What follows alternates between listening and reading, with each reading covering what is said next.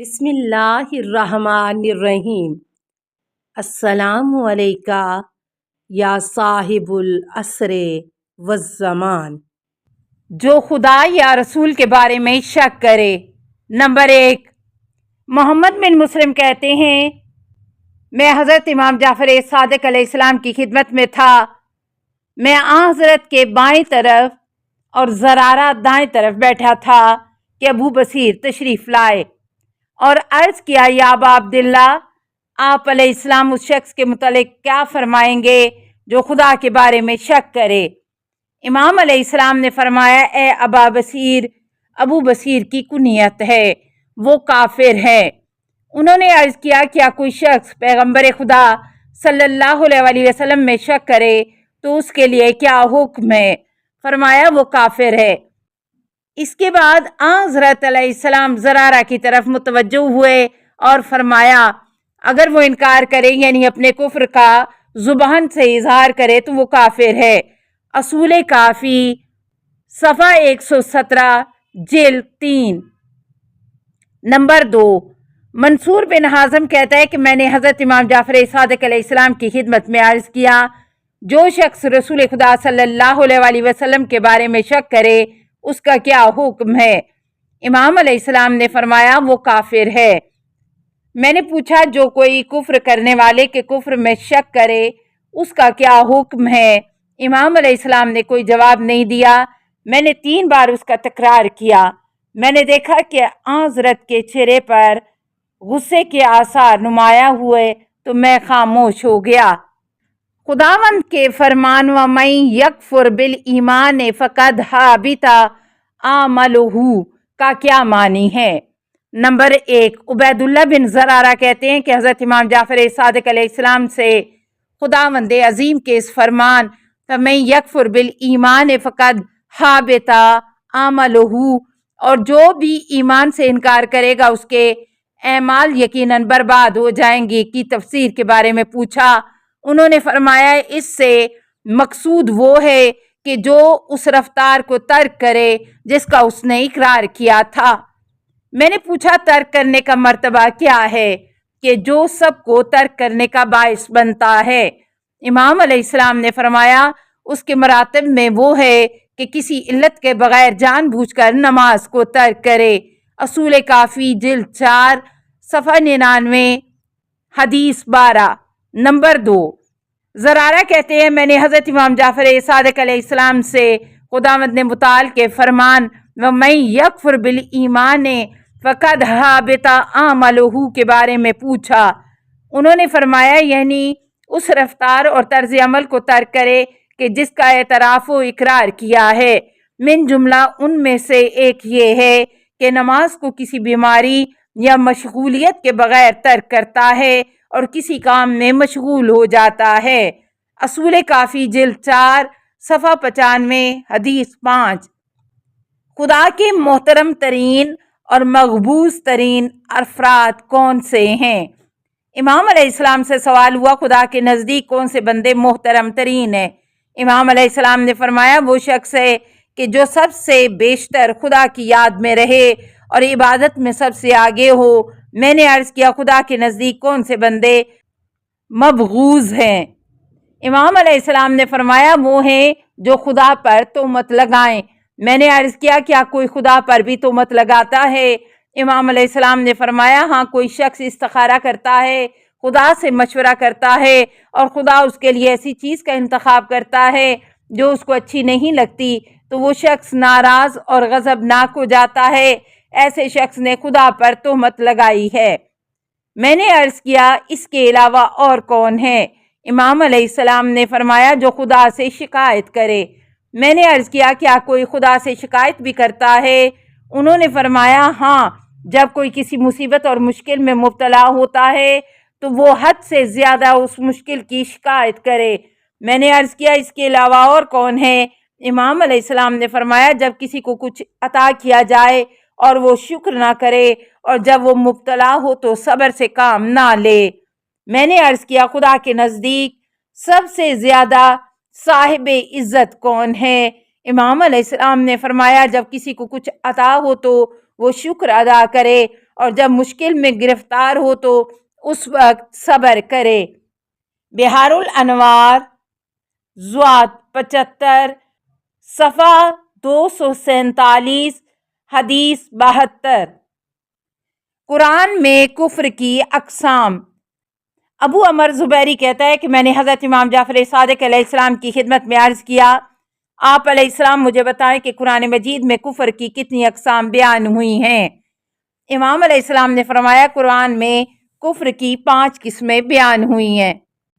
کفر حجود، انکار ربوبیت، اس کی 2 قسمیں، ایک یہ ہے کہ قرآن مجید نے جس چیز کا حکم دیا ہے اسے ترک کرنا، اور دوسرا کفر براء، بیزاری اور نعمتوں کا انکار۔ کفر حجود کی 2 قسمیں ہیں۔ نمبر 1 انکار ربوبیت، وہ لوگ ہیں جو کہتے ہیں کہ کوئی خدا ہے، نہ جنت و جہنم۔ اس عقیدے کا مالک زندیقیوں کا ایک گروہ ہے کہ انہیں دہریہ کہتے ہیں۔ وہ ایسے لوگ ہیں جو کہتے ہیں وما یہلکنا الا الدہر، اور ہمیں دہر زمانے کے سوا کوئی ہلاک نہیں کرتا۔ خداوند متعال نے ان کی گفتار قرآن مجید میں ذکر کی ہے۔ وہ ایسا ہے کہ جو انہوں نے اپنے سلیقے اور مرضی سے بنایا ہے، اور وہ جو کچھ کہتے ہیں اس کے بارے میں انہوں نے کوئی تحقیق نہیں کی ہے۔ خداوند متعال اس سے آگے فرماتا ہے، ان ہم الا یظنون، سورہ بقرہ آیت 78۔ انہیں اس بات کا علم نہیں ہے کہ یہ صرف ان کے خیالات ہیں۔ خداوند متعال فرماتا ہے، ان الذین کافروا سواء علیہم انذرتہم ام لم تنذرہم لا یؤمنون، سورہ بقرہ آیت 6۔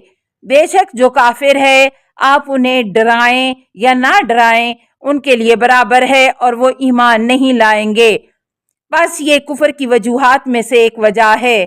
نمبر 2 جاننے کے باوجود انکار کرنا ہے، یعنی جو شخص جانتا ہے کہ یہ حق ہے اس کے باوجود اس کا انکار کرتا ہے۔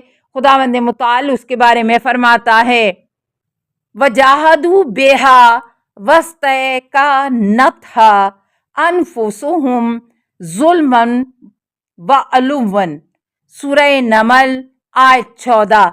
ان لوگوں نے ظلم اور غرور کے جذبہ کی بنا پر انکار کر دیا تھا، ورنہ ان کے دل کو بالکل یقین تھا۔ خداوند متعال نے مزید فرمایا، وَكَانُوا مِن قَبْلُ يَسْتَفْتِحُونَ عَلَى الَّذِينَ كَفَرُوا فَلَمَّا جَاءَهُم مَّا عَرَفُوا كَفَرُوا بِهِ فَلَعْنَةُ اللَّهِ عَلَى الْكَافِرِينَ، سورہ بقرہ آیت 99۔ وہ مدینہ کے یہودی تھے کہ جو پیغمبر کے آنے سے قبل ان پر طلب فتح کرتے تھے، جو کافر تھے، لیکن حضرت کے آتے ہی وہ منکر ہو گئے، حالانکہ انہیں پہچانتے تھے۔ پس اب کافروں پر خدا کی لعنت ہو۔ یہ کفر جہود کی دوسری تفسیر اور وجہ ہے۔ نمبر 3 کفر کی اقسام میں سے تیسری قسم نعمت سے انکار، یعنی کفران نعمت ہے۔ یہ خداوند کا وہی فرمان ہے جس کی حضرت سلیمان علیہ السلام سے حکایت کرتے ہوئے ارشاد فرمایا، ھذا من فضل ربی لیبلونی اشکر ام اکفر ومن شکر فانما یشکر لنفسہ ومن کفر فان ربی غنی کریم، سورہ نمل آیت نمبر 40۔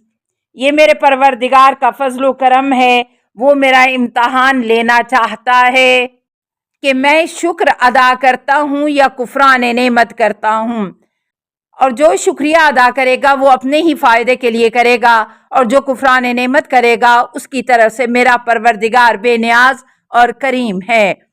اللہ تعالیٰ یہ بھی ارشاد فرماتا ہے، وَلَئِن كَفَرْتُمْ إِنَّ عَذَابِي لَشَدِيدٌ، سورہ ابراہیم آیت نمبر 7۔ اگر تم ہمارا شکریہ ادا کرو گے تو ہم نعمتوں میں اضافہ کر دیں گے، اور اگر تم کفران نعمت کرو گے تو ہمارا عذاب بھی بہت سخت ہے۔ اللہ تعالیٰ مزید فرماتا ہے، فَاذْكُرُونِي أَذْكُرْكُمْ وَاشْكُرُوا لِي وَلَا تَكْفُرُونَ، سورہ بقرہ آیت نمبر 152۔ پس تم ہمیں یاد کرو تاکہ ہم تمہیں یاد رکھیں، اور ہمارا شکریہ ادا کرو اور کفران نعمت نہ کرو۔